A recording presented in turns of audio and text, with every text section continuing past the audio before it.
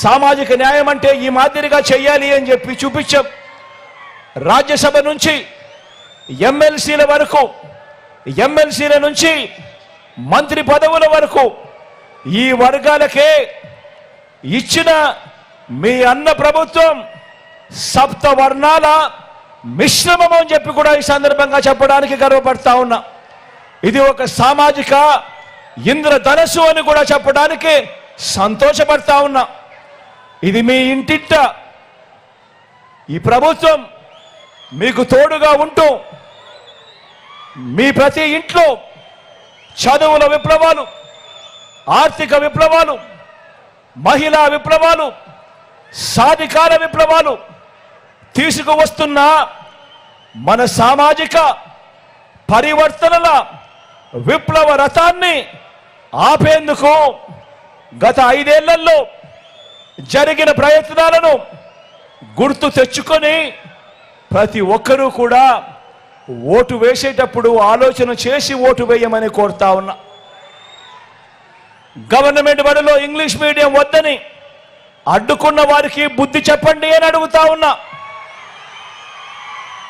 పేదలు వెళ్ళే government బడులలో English medium వద్దని అడ్డుకున్నా వారికి బుద్ధి చెప్పండి అని గట్టిగా అడుగుతా ఉన్నా. పేదలకు ఇళ్ల స్థలాలు ఇస్తుంటే కులాల మధ్య సమతుల్యం దెబ్బతింటుందని ఏకంగా కోర్టులో కేసులు వేయించి మరి వాదించిన పార్టీల భవిష్యత్తుకు సమాధులు కట్టండి అని చెప్పి కోరుతా ఉన్నా.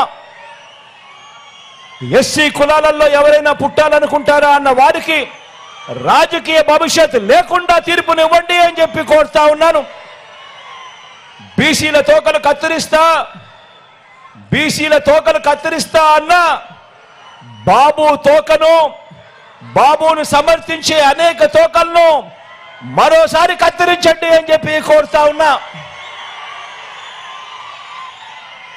మైనారిటీలకు నాన్నగారిచ్చిన 4% రిజర్వేషన్లను పనంగా పెట్టడమే కాకుండా మైనారిటీల మనోభావాలతో గత 30 ఏళ్లుగా చెలగాటమాడుతా ఉన్న బాబును ఏ ఒక్క మైనారిటీ సోదరుడైనా, ఏ ఒక్క చెల్లెమ్మైనా సమర్థించవచ్చా అన్నది ప్రతి ఒక్కరూ కూడా ఆలోచన చేయమని కోరుతా ఉన్నా.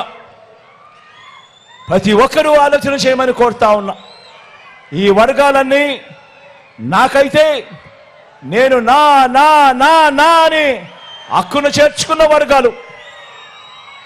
ఇక బాబుకు నా అని పిలుచుకునే వర్గాలు ఈ రాష్ట్రంలో అయితే ఎక్కడ కనిపించడం లేదు.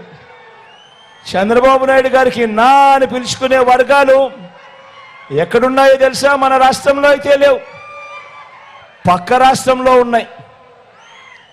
పక్క రాష్ట్రంలో ఎక్కడున్నాయో తెలుసా?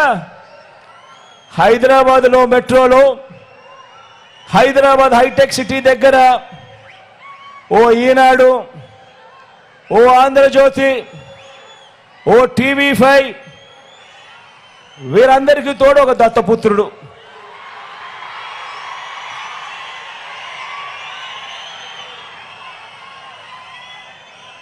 వీళ్ళెవరూ మన రాష్ట్రంలో ఉండరు.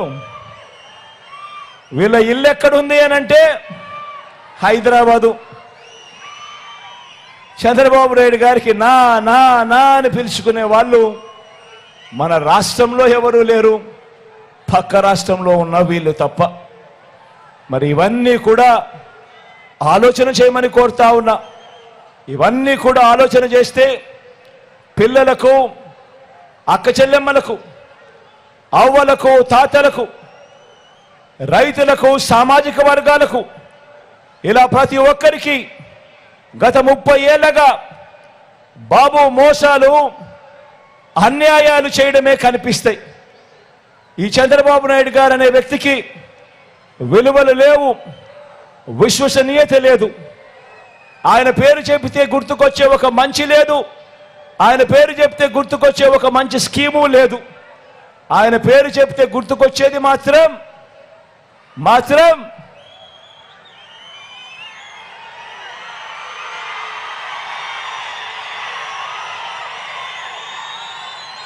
చంద్రబాబు నాయుడు గారి పేరు చెప్తే గుర్తుకొచ్చేది మాత్రం వెన్నుపోట్లు, మోసాలు తప్ప ఏమీ గుర్తుకురావు.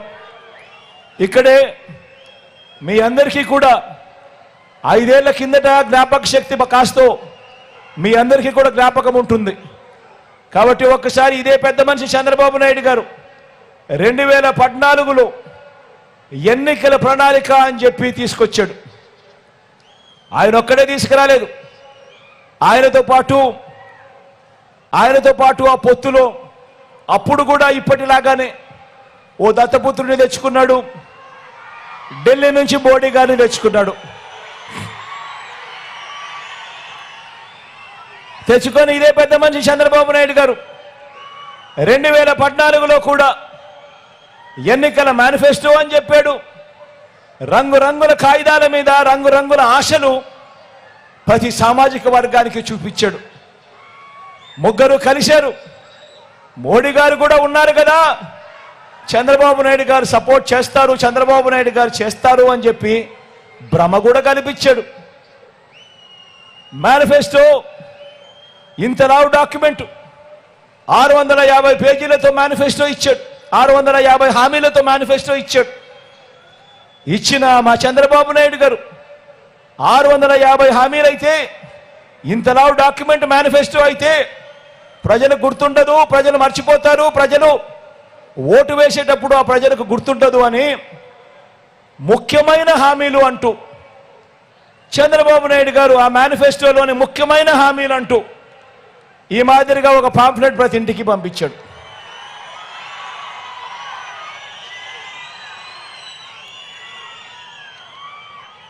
ఈ పాంఫ్లెట్లో చంద్రబాబు నాయుడు గారు సంతకం పెట్టాడు. పైన మోడీ గారి ఫోటో, దత్తపుత్రుడి ఫోటో, చంద్రబాబు నాయుడు గారి ఫోటో.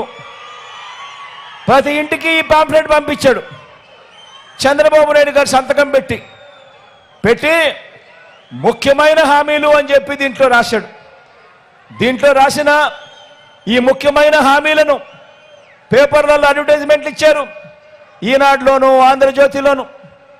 ఈనాడు, ఆంధ్రజ్యోతి, TV5లో పేపర్లో అడ్వర్టైజ్మెంట్లు ఇవ్వడం కాడమే కాకుండా టీవీ లాంచ్ చేస్తే చాలు అడ్వర్టైజ్మెంట్లు ఊదరగొట్టారు. చంద్రబాబు నాయుడు గారు ముఖ్యమైన హామీలు అని చంద్రబాబు నాయుడు గారు సంతకం పెట్టిన ఈ పాంఫ్లెట్ ప్రతి ఇంటికి పంపించారు. ఇందులో వీరు రాసిన విషయాలు ఏమిటో తెలుసా? ఇందులో వీళ్ళు రాసిన విషయాలు రైతులకు రుణమాఫీ మొదటి సంతకం చేస్తారని చెప్పి రాశాడు. ఇందులో 87,612 కోట్ల రూపాయలు రుణమాఫీ చేశాడా? చెప్పండి, చేశాడా? ఇలా ఇలా ఇలా ఇలా ఇలా ఇలా ఇలా ఇలా ఇలా ఇలా ఇలా ఇలా ఇలా